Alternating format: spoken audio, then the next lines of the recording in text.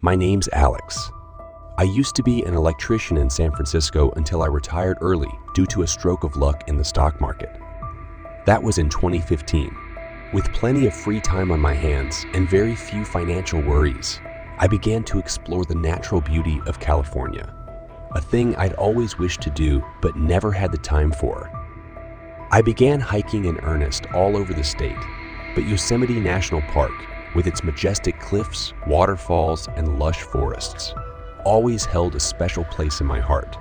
In April 2017, I decided to take on the grueling Yosemite Falls Trail, an 8-mile trek with an altitude change of nearly 3,000 feet.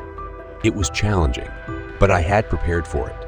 Packed supplies, a map, sturdy boots, and a sense of adventure. After reaching the top of the trail, I decided to stay overnight at the designated campsite near I-7 Point.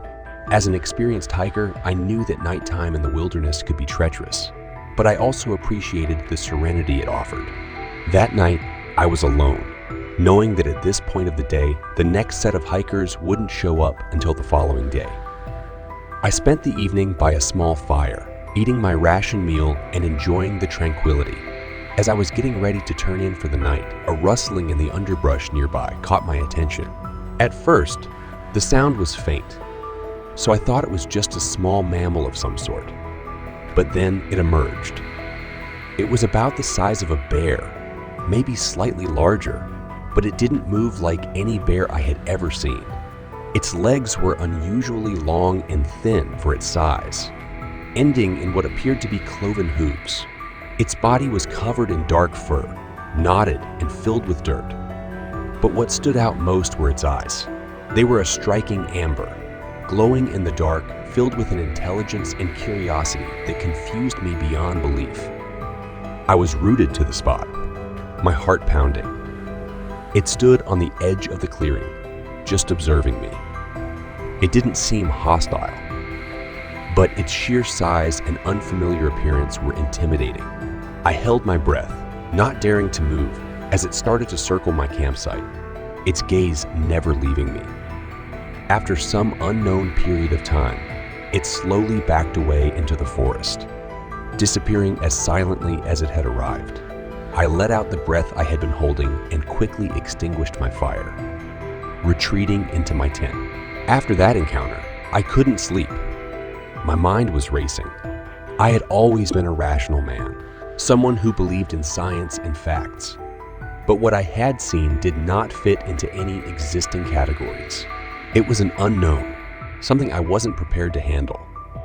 At dawn, I packed up and practically ran down the trail, driven by a primal urge to put as much distance between me and the creature as possible. Once I got back to my car, the realization of what happened fully sank in. I was shaken, my entire body trembling, a cold sweat breaking out. I went home and did extensive research, trying to find any animal that fit what I had seen. I checked local legends, reports of unknown creatures, everything, but I found nothing that matched. For weeks, I couldn't go back to the woods. The place that had given me peace was now tainted by fear and uncertainty. However, as time went on, I realized that as terrifying as the encounter was, the creature had not harmed me. It had observed me, yes, but it had not shown aggression. In some strange way, I felt like it was just as curious about me as I was about it. This realization led me to a sort of acceptance. I started hiking again, but I was more cautious, more respectful of the wilderness and its unknowns. I haven't seen the creature again, but I'm okay with that. It has made me aware that there are still things out there we don't understand, and maybe that's how it should be. I still love the wilderness, but I respect it more now, aware that I am merely a visitor in a world full of secrets. The fear has lessened, but the awe remains, a constant reminder of the night I came face to face with the unknown. I've been punching the clock behind the wheel for nearly 20 years. I've come across everything from deer to bobcats on those long stretches of highway, but it was a warm night back on August 11th, 2019, near Wyuka, Nevada, that I had a run. and that still has me checking my mirrors more often than I'd like to admit. I was in the saddle, eastbound, and down with a load of appliances out of Sacramento. It was past the witching hour. The moon was riding high, and I was about to scout for a flat, level spot to catch a few winks when something off the beaten path caught my eye. Nevada's nothing but tumbleweeds and Joshua trees as far as the eye can see, so you'd be forgiven for thinking I'd lost a few of my marbles when I tell you there was a figure out there, standing as tall as a roadside billboard. Its body was bulky, like a bulldozer, only covered in this strange leathery hide that had a weird grayish tint. It moved with an uncanny fluidity, like a dancer in slow motion, and despite its bulk, it didn't seem to be bothered by its size. The thing's arms were crazy long and seemed to sway back and forth as it moved, the hands at the ends almost brushing the scrubland beneath. I rubbed my eyes, thinking maybe I was rode, weary, seeing things. But when I looked back, it was still there, and closer now. It was then that it turned, and I saw its face. The head was oddly small compared to the torso perched on a thick neck. But what got me were its eyes. Two glowing orbs, shiny as polished chrome, glaring back at me like high beams. I was about ready to stomp the pedal, get the hell out of Dodge, when it let out a sound. It wasn't a roar exactly, more like a low resonating growl that shook my Freightliner like it was made of tinfoil, nearly knocking me clear out of my seat. Then, quicker than you could say, what the hell was that? It was gone. It loped off into the desert with an agility that did not match its size, leaving me gripping the wheel like a vice. After that night, I was pretty tight-lipped about the whole ordeal. Truckers might be known for telling tall tales, but this was one yarn I wasn't keen on spinning. You don't want to be known as the driver who's a few gears short of a full box after all. But that encounter messed with my wiring. These days, I go out of my way to avoid Nevada at that time of night. I'll take the long way around, pay the extra for diesel, just to avoid that stretch of highway. And on the nights when I can't dodge it, I drive with one eye on the road, the other in the rear view. There's always a chill running down my back as I pass that spot, like someone walking over my grave. To this day, I'm still in the dark about what it was. I've Googled everything I can think of and looked up every animal that walks this earth. And I still can't find anything that matches up. All I know is it's out there, somewhere in that godforsaken desert, and it's a memory etched into my brain as clear as the Nevada sky. I'm writing this to you so you can be forewarned. If you're ever driving that stretch, I would suggest you do as I do and keep one eye forward and one eye back. I've been sitting on a story for quite some time, one that seems more like a plot of a 70s science fiction movie than a part of my life. But as strange as it sounds, it's true. I worked as a flight systems engineer at NASA from the late 60s into the 80s. Those days, my job was all about crunching numbers for trajectory analysis, fine-tuning life support systems, and making sure our orbiter subsystems were in top-notch shape. But there's a bit of my time at NASA that's not just about crunching numbers and ticking boxes. It's about something that even as I type this, I still find hard to believe happened.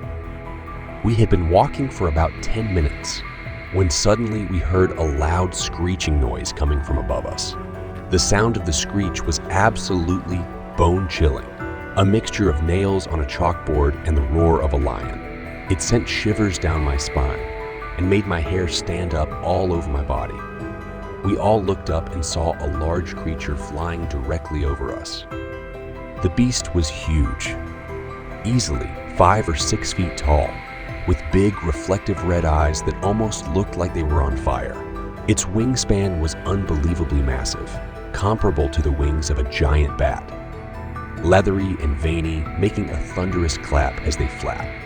The creature had thick black feathers covering its entire body. I was absolutely petrified and could not believe what I was seeing. My family members were just as scared as I was, and we all ran away, screaming in horror. The woods were thick and dark, except for the small circle of light my flashlight emitted. Every rustle of leaves or snap of a branch made me jump, and my heart raced faster. I could hear Dad's breathing and Jimmy's footsteps ahead of me, but I felt completely alone in the darkness. I was crying, praying, and desperately running to survive. I tripped over a branch and collapsed to the ground, twisting my ankle in the process. I heard Dad and Jimmy's screams ahead of me. "Help, run faster, go." I broke my flashlight and felt my way towards my family's screams.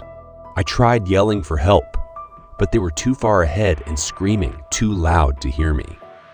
Finally, my dad started calling for me, and I yelled loudly enough for him to come look for me.